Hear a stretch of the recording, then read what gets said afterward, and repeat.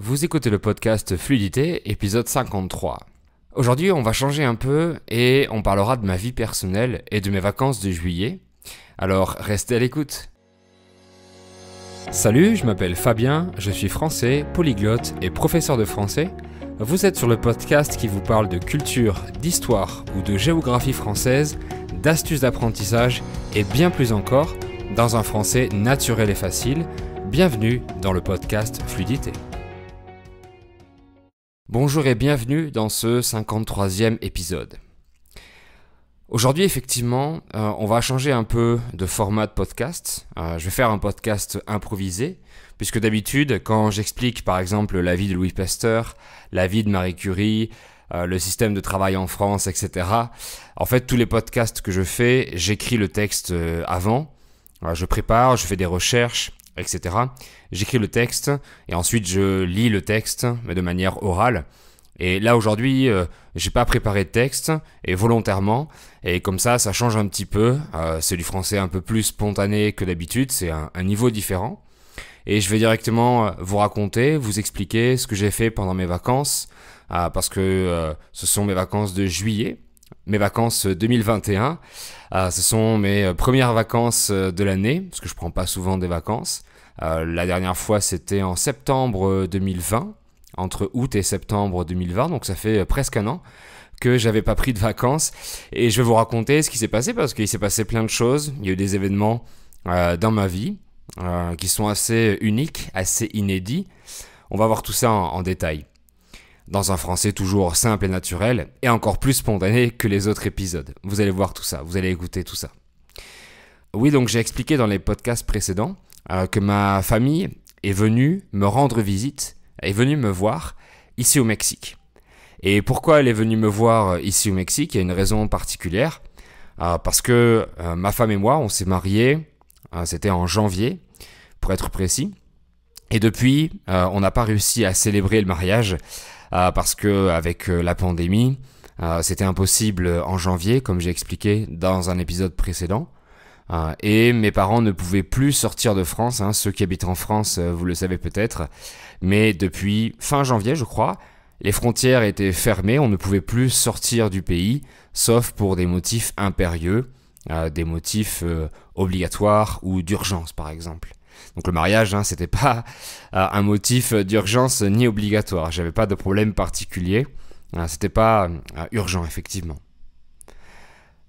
Et depuis le début du mois de juin, comme j'expliquais dans le podcast sur les actualités du mois de juin, les frontières sont de nouveau ouvertes, donc les Français peuvent sortir du territoire et les touristes peuvent entrer dans le territoire, mais sous condition. Et dans ce cas, pour le cas du Mexique, puisque j'habite au Mexique, les Français peuvent aller au Mexique, c'est un pays qui est orange, parce qu'il y a 3 systèmes de couleurs, il y a des pays verts, des pays orange, et des pays rouges, selon l'état d'avancement du Covid-19, ou alors s'il y a des cas particuliers, il y a beaucoup de variants par exemple, dans un certain pays. Et pour le Mexique, en tout cas pour l'instant, et je vais vous dire après ce qui se passe, mais en tout cas à l'heure où je vous parle, et quand mes parents sont partis, ils sont partis de France il y a 15 jours, le Mexique est toujours un pays classé orange, donc pas besoin de motifs impérieux, d'urgence ou obligatoire pour sortir de France, pour aller au Mexique, et pour rentrer du Mexique, donc pour revenir du Mexique vers la France, il n'y a plus besoin de motifs particuliers, mais il y a besoin d'être vacciné, d'avoir eu ces 2 vaccins, d'avoir eu le vaccin complet français ou européen, d'être vacciné et de faire un test qui soit négatif au minimum 48 heures ou 72 heures avant le départ, avant le retour vers la France. Donc c'était le cas, donc c'est parfait. Donc c'était une très bonne nouvelle pour mes parents parce que ça fait depuis 6 mois qu'ils attendaient ça. Ils attendaient que les frontières rouvrent, que les frontières soient de nouveau ouvertes, et elles le sont depuis début juin. Et en effet, mes parents sont venus me visiter pour célébrer mon mariage. Ils sont arrivés le 28. C'est un lundi, si je me rappelle bien. J'ai pas le calendrier sous les yeux. Mais oui, c'est un lundi, le lundi 28 juillet. Ils sont partis le dimanche 27. Généralement, quand on part de France, quand on va vers le continent américain, donc quand on traverse l'Atlantique, généralement les vols partent le soir depuis la France. Et mes parents sont partis à 23h, donc on peut dire 11h du soir ou 23h de France, de l'aéroport Charles de Gaulle. Ils habitent à Arcachon, j'en ai parlé dans l'épisode sur Arcachon justement, et depuis Arcachon il n'y a pas d'aéroport, donc on doit aller en voiture jusqu'à Bordeaux, c'est la grande ville la plus proche d'Arcachon, la plus près d'Arcachon, d'accord ? On peut dire proche ou près dans ce cas, mais on l'utilise beaucoup plus près. C'est la ville la plus près, la plus grande ville la plus près d'Arcachon, c'est Bordeaux. Donc ils sont allés à Bordeaux en voiture, et à Bordeaux ils ont laissé leur voiture sur le parking de l'aéroport, qui est l'aéroport de Mérignac, et ensuite ils ont pris un vol jusqu'à Paris, donc il y a environ 1 heure de vol, il n'y a pas beaucoup, un vol jusqu'à Paris, donc première escale à Paris, on appelle ça une escale, et ensuite le vol Paris-Mexico City. Okay. Ici en espagnol on dit Ciudad de México, CDMX les initiales, mais en français on dit Mexico City, la capitale du Mexique. Donc ils sont arrivés lundi matin, dans la nuit, ils sont arrivés à 3h du matin.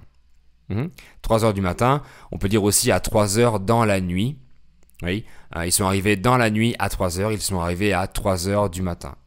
Donc évidemment ils étaient très fatigués, parce que par exemple il y a beaucoup de personnes qui arrivent à dormir, qui peuvent dormir dans un avion, mais c'est pas le cas pour mes parents, c'est pas le cas pour ma mère, moi non plus, j'arrive pas à dormir dans les avions. Avant j'y arrivais, mais maintenant j'y arrive plus trop dans les transports en commun. Généralement je dors pas beaucoup, donc j'en profite pour écouter des podcasts, écouter du russe, écouter la langue que j'apprends au moment du trajet. Et en ce moment par exemple j'écoute du russe quand je prends les transports en commun. Donc ma mère et mon père n'arrivent pas beaucoup à dormir dans les transports en commun, donc ils ont fait une nuit blanche. Quand on ne dort pas de toute la nuit, on fait une nuit blanche dans l'avion. Donc ils sont arrivés à 3h du matin et ensuite ils ont pris un hôtel pour se reposer. Et depuis Mexico City, ils sont allés vers Querétaro, ils ont pris un bus, parce qu'ici au Mexique il n'y a pas de train. Les transports en commun, le transport en commun le plus facile et le plus utilisé, c'est le bus. On peut dire aussi l'autobus. Donc ils ont pris le bus, ils ont pris 3 heures de bus pour aller jusqu'à Querétaro où j'habite en ce moment. Et justement, ce même lundi, avec ma femme, on a déménagé. On a changé de Airbnb parce que ça nous plaisait plus trop là où on habitait avant. Et donc on a déménagé dans un nouveau logement, dans une nouvelle maison Airbnb. Donc ils sont arrivés à Querétaro et je suis allé les chercher. D'accord, je suis allé les chercher à la gare de bus, à la gare routière, pour aller les récupérer, pour les aider, puisque c'était leur première fois en Amérique latine, leur première fois au Mexique. Donc ils étaient un peu perdus, ce qui est normal, un peu déboussolés. On dit déboussolés. La boussole, c'est l'appareil qu'on utilise pour trouver le nord ou le sud, pour trouver le point cardinal, les points cardinaux, nord, sud, est, ouest. On utilise une boussole. Donc il y a une boussole qui est intégrée dans les téléphones. Et quand on est perdu, quand on ne sait plus trop où aller, on dit en français qu'on est un peu déboussolé. Qu'on a perdu la boussole en quelque sorte. Donc ils étaient un peu déboussolés, donc je suis allé les chercher à la gare routière. Et ensuite on a pris un taxi pour aller chez nous, chez ma femme et moi, dans cette maison où je suis actuellement à Querétaro. Donc ils sont arrivés le lundi. Et lundi jusqu'à mercredi, on est resté à Querétaro et on a visité le centre-ville de Querétaro. Donc le centre-ville est très sympa à Querétaro, c'est un centre-ville qui est assez historique, un centre-ville assez colonial. Et quand on dit colonial ici au Mexique, ça veut dire qu'il y a beaucoup de maisons typiques espagnoles. Si vous allez en Espagne et que vous allez dans un village colonial au Mexique, ou en Colombie, ou dans d'autres pays d'Amérique latine, vous allez reconnaître les bâtiments, les édifices, les maisons. C'est le même type d'architecture en général, avec beaucoup d'églises, etc. Donc le centre de Querétaro est très agréable à visiter. On s'est baladé 2 jours d'affilée. On a beaucoup marché, on a énormément marché. Et d'ailleurs, j'ai regardé sur mon application Google, l'application qui compte les pas, 1, 2, 3, 4, qui compte les pas.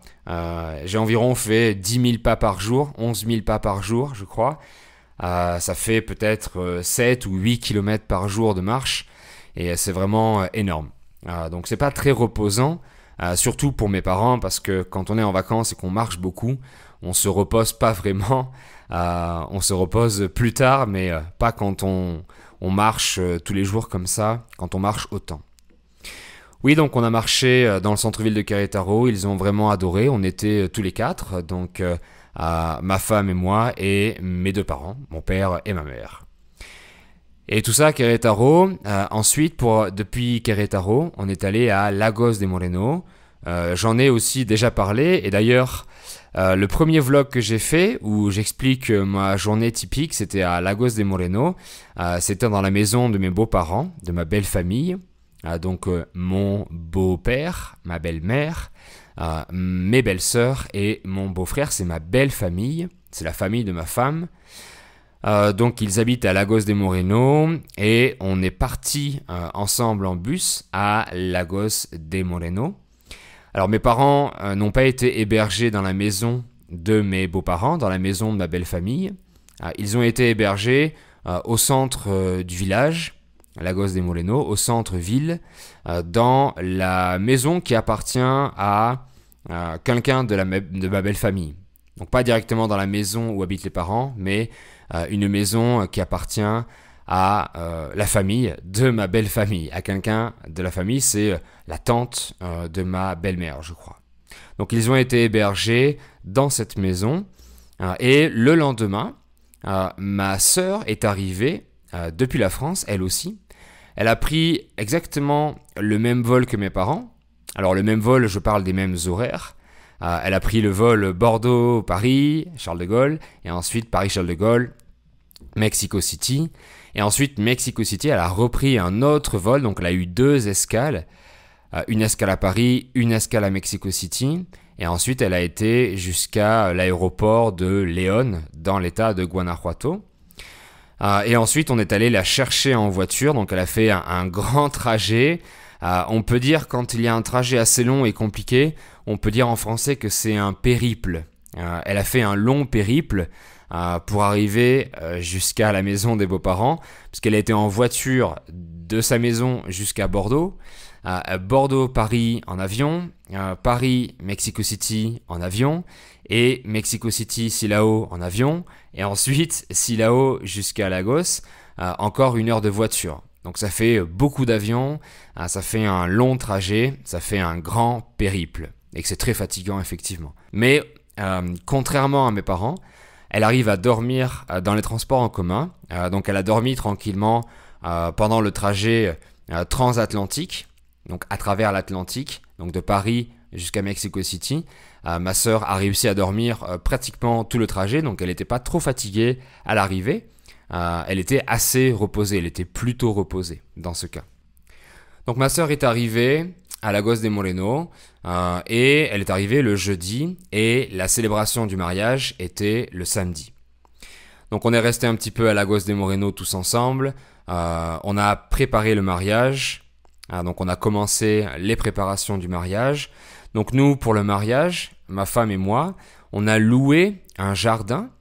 Alors ça se fait pas trop en France, mais ça se fait beaucoup en Amérique latine, surtout au Mexique, parce que même l'hiver, il ne fait pas très froid. Donc il y a des jardins où il n'y a pas de salle, il n'y a pas d'intérieur. C'est directement un jardin à l'extérieur avec un petit lac. Donc c'était un cadre très joli, un décor très joli. Il n'y a pas de salle à l'intérieur. À la différence de la France où l'hiver, si on veut faire une fête, on a besoin d'une salle à l'intérieur, on ne peut pas rester dehors, il fait trop froid. Mais au Mexique, c'est possible, même en hiver, même en saison plus froide, on peut rester dehors tranquillement dans un jardin. Donc on a loué un jardin avec ma femme, on a loué une tente pour couvrir les tables, une tente. Donc une tente, c'est ce qu'on utilise pour faire du camping. Donc on va monter une tente. D'accord ? On va planter une tente dans le sable et dans ce cas, nous on a loué une grande tente qui abrite, qui sert à abriter, à protéger de la pluie, à protéger un peu du froid aussi. donc pas pour cette saison, mais en tout cas de la pluie, parce que au Mexique en ce moment, c'est la saison des pluies, et depuis environ 3 semaines, il pleut régulièrement. Un petit peu chaque jour il pleut. Je sais qu'il y a il y avait un ouragan qui s'appelle Enrique, qui était sur la côte pacifique du Mexique et qui est parti vers la Basse-Californie, qui est remonté vers la Californie, et donc ça a créé en fait beaucoup de nuages sur le centre du pays. Je fais un petit peu le point météo du Mexique, mais en tout cas au Mexique depuis 3 semaines, il y a beaucoup de nuages et il pleut de temps en temps. Un petit peu par jour, il pleut un tout petit peu, mais c'est pas gênant. C'est mieux que d'avoir les grosses chaleurs. Et donc en tout cas, on avait loué une grande tente pour abriter toutes les tables, pour que tout le monde soit à l'abri du soleil ou l'abri de la pluie. Donc c'était génial. Il y avait environ 48 personnes. On avait invité ma famille, donc ma sœur et mes parents, ça fait 3 personnes. Et ensuite la famille de Glenn, les amis de Glenn qui habitent au Mexique, parce que ma famille a réussi à se déplacer, mais pour mes amis, j'avais invité mes amis français, mais ils n'ont pas réussi à se déplacer. Il y avait trop de complications. Et en plus, le Mexique, c'est assez loin depuis la France, donc il faut prendre beaucoup de jours de congé. Il faut prendre au minimum 15 jours de congé, 2 semaines de congé, pour être tranquille. Et donc, je savais que c'était pas possible, c'était difficile. Donc, il y avait juste mes parents et ma sœur, et les amis de ma femme, les amis de Glenn. Donc on était environ 48 personnes, c'est déjà pas mal pour un mariage. On n'aime pas les grosses fêtes avec ma femme, on n'aime pas les énormes événements. On voulait faire un événement, mais un peu plus intime. Donc on a choisi de sélectionner 48 personnes, ce qui est déjà bien, ce qui est déjà pas mal.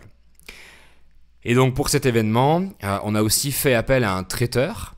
On a recruté un traiteur, on a fait faire le repas, on a fait préparer le repas par un traiteur qui a aussi installé les tables, donc tout le mobilier, les assiettes, les couverts, donc la vaisselle, les verres. C'était le même professionnel, c'était la même société, la même entreprise qui a installé toutes les tables, toute la vaisselle, même les serviettes, et qui a préparé à manger, qui a installé donc les cuisines, qui a préparé tout le repas. Donc on a fait appel à un traiteur, on a fait aussi appel à un photographe pour qu'il prenne des photos du mariage, bien évidemment, c'est obligatoire dans un mariage, c'est beaucoup mieux d'avoir des photos faites par un professionnel. On a aussi fait appel à un DJ qui s'appelle Jay d'ailleurs, donc c'est Jay le DJ, mais un DJ, en français DJ on l'écrit DJ, théoriquement on doit l'écrire D-E-E-J-A-Y, mais tout le monde l'écrit D et ensuite J, DJ, on dit DJ. Donc on a fait l'appel à un DJ pour qu'il passe de la musique, donc on dit passer de la musique, parce que jouer de la musique c'est utiliser un instrument de musique, comme de la trompette, de la guitare, mais dans le cas d'un DJ, on va dire passer de la musique. Donc le DJ a passé de la musique pour notre mariage. Et on a aussi fait appel à un mariachi. Donc c'est un groupe de musique typique mexicain, à mon avis vous devez connaître, qui joue de la guitare, qui fait de la trompette et qui chante. Donc c'est un groupe, je crois qu'il y avait 5 ou 6 musiciens, j'ai pas la photo sous les yeux ou la vidéo sous les yeux, mais j'ai fait appel à un mariachi. C'est marrant d'ailleurs parce que j'ai trouvé le mariachi sur Facebook et ça a fonctionné, ça a bien fonctionné, donc j'étais content. Et c'était la surprise pour mes parents et ma sœur, parce que beaucoup de monde savait qu'un mariachi allait venir, mais il est venu par surprise pour mes parents et ma sœur parce qu'ils n'étaient pas au courant. Donc c'était super, donc on a fait la fête, on a bien dansé, tout s'est bien passé, il y a eu un peu de pluie mais c'était pas gênant. Donc on a fait la fête du mariage le samedi 3. Donc c'était il y a une semaine puisque aujourd'hui on est le samedi 10 juillet. Et ensuite, après Lagos de Moreno, on est parti à Guanajuato, donc on est parti vers une autre ville. Alors Guanajuato, c'est un tout petit village très touristique au Mexique. Peut-être que c'est le village le plus touristique du centre du Mexique. Alors évidemment, au Mexique, il y a Cancún, il y a Tulum, qui est très touristique. Vous connaissez peut-être Acapulco, vous connaissez peut-être Puerto Escondido, mais ce sont des plages. Mais sans parler des plages et sans parler de la capitale Mexico City, une des villes les plus connues, même pour ceux qui sont jamais allés au Mexique, c'est Guanajuato. C'est un tout petit village qui est aussi un village colonial, qui est très coloré, avec beaucoup de places, beaucoup de bâtiments coloniaux, donc une très belle architecture, des rues piétonnes. Donc des rues piétonnes, ça veut dire où on peut se promener à pied, il n'y a pas de voiture. Donc on est resté à Guanajuato 3 jours tranquillement. C'était vraiment chouette, c'était vraiment génial. Parce que mes parents ne connaissaient pas la ville, donc ils se sont promenés. On a flâné dans la ville. Flâner, ça veut dire se promener sans vraiment avoir de but particulier. On va dire flâner.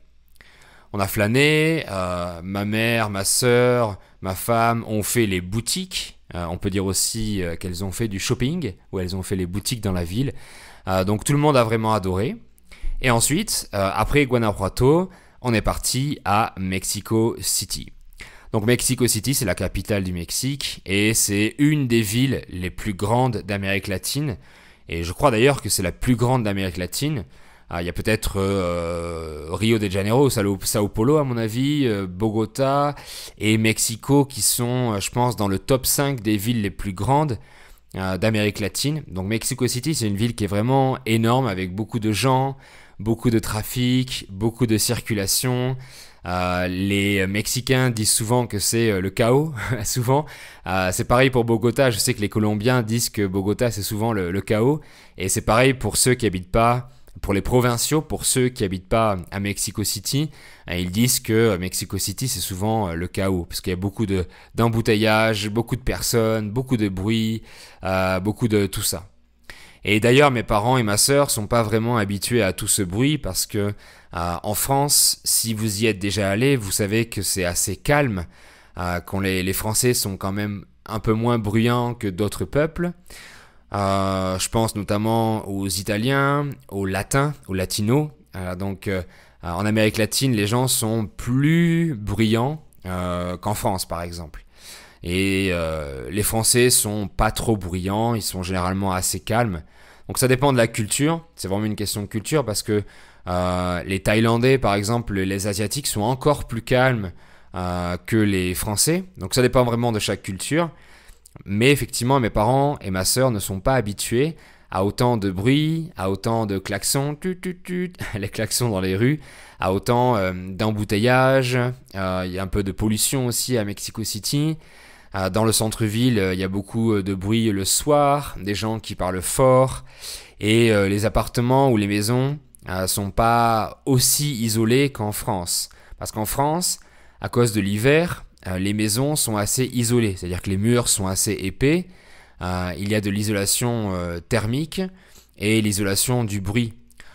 Et en France, il y a par exemple le double vitrage. Ça veut dire qu'aux fenêtres, il y a deux vitres. Une intérieure et une extérieure, une interne et une externe. Donc ça bloque le bruit, ça isole du bruit et du froid, bien entendu, ou de la chaleur, bien sûr. Mais au Mexique, c'est pas le cas. Il n'y a pas besoin d'avoir deux vitres parce qu'il ne fait pas assez froid ou pas assez chaud. Donc vu que les Mexicains sont assez bruyants, il y a souvent du bruit au centre-ville. Même quand on va dans un Airbnb qui est assez classe, on dit en français comme ça, assez classe, dans une gamme assez supérieure, il y a beaucoup de bruit parce que les murs sont assez fins. Donc mes parents et ma sœur sont pas habitués à ça. Donc durant les nuits, quand on dormait dans les Airbnb, on avait un peu de bruit durant la nuit. Et mes parents sont pas trop habitués, donc c'était un peu compliqué pour eux.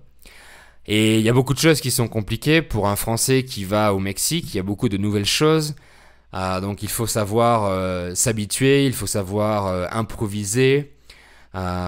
Tout n'est pas exactement comme dans la théorie, généralement au Mexique et en Amérique latine. Par exemple, les trottoirs, quand on marche en France sur les trottoirs, les trottoirs sont tout plats. Et il n'y a pas beaucoup de problèmes sur les trottoirs, de creux, de bosses ou de trous. Mais au Mexique, c'est pas le cas. Donc quand on marche sur les trottoirs, il faut marcher un peu plus lentement. Et il faut faire attention où on marche, faire attention où on pose le pied. Ce qui n'est pas le cas en France. En France, vous pouvez marcher très vite. Et vous savez qu'il n'y aura pas de trou dans le trottoir. Il n'y aura pas de problème particulier. Bon, peut-être quelques exceptions évidemment, mais dans la majorité des villes, les trottoirs sont souvent entretenus, ils sont souvent refaits et reconstruits pour pas qu'il y ait de trous ou de problèmes particuliers. Mais c'est pas le cas des routes ou des trottoirs ici en Amérique latine, donc il faut faire attention où on pose le pied. Et je sais qu'au début, quand j'étais en Amérique latine, je marchais assez vite, comme je marchais en France, mais j'ai dû m'adapter, j'ai dû réduire ma vitesse pour faire attention où je marchais et pour ne pas m'entraver dans quelque chose, me prendre le pied dans quelque chose. Voilà, s'entraver, ça veut dire quand par exemple on se prend le pied dans quelque chose qu'on n'a pas vu et on tombe presque, ou alors on doit se rattraper à quelque chose, mais on va dire on s'entrave dans quelque chose. Donc pour ne pas s'entraver, il faut faire attention où on marche. Mais en France, on peut se permettre de ne pas regarder vraiment le trottoir et de marcher un peu plus vite. Donc si vous remarquez, si vous allez en France, vous allez voir que les gens marchent un peu plus vite qu'en Amérique latine par exemple. Et après, c'est aussi une question de rythme, une question de culture. Voilà, généralement, les Mexicains marchent moins vite que les Français. C'est pas obligatoirement à cause des trottoirs, c'est parce que les gens sont comme ça. Les Français sont un peu plus rapides dans leur vie, dans leur train de vie, que les Mexicains, par exemple. Donc oui, donc mes parents ont dû s'adapter à beaucoup de choses auxquelles ils n'étaient pas habitués, notamment la sauce piquante. Mon père s'était préparé parce qu'on lui avait amené de la sauce piquante pour qu'il connaisse un petit peu. Et ça le dérange pas, il aime bien la sauce piquante, donc il avait commencé à manger la sauce piquante depuis quelques mois déjà. Et une fois arrivé au Mexique, il a bien supporté la sauce piquante. C'est pas le cas pour ma mère parce que elle supporte pas du tout le piment. Donc elle a pas vraiment goûté de sauce piquante, mais en tout cas mon père a bien aimé la sauce piquante mexicaine, donc il était assez content. Donc oui, en général mes parents étaient très contents du voyage. Tout s'est bien passé, il n'y a pas eu de gros problèmes particuliers. On avait essayé de un petit peu tout anticiper parce que ici au Mexique, on peut faire les choses au dernier moment, on peut improviser beaucoup plus qu'en France. Mais mes parents sont pas trop habitués à improviser autant que ça. Donc on avait prévu, on avait réservé quelques bus à l'avance. On avait essayé de réduire les risques au minimum. C'était beaucoup mieux. Et à propos du Covid, ici au Mexique, c'est en zone verte. Les États sont en zone verte parce qu'il y a 3 ou 4 niveaux de feu, comme un feu tricolore, mais avec 4 couleurs.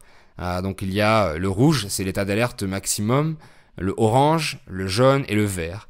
Et en ce moment, la majorité des États, surtout au centre du Mexique, et même l'État de Mexico City, sont au vert. Donc il y a très peu de risques de contamination.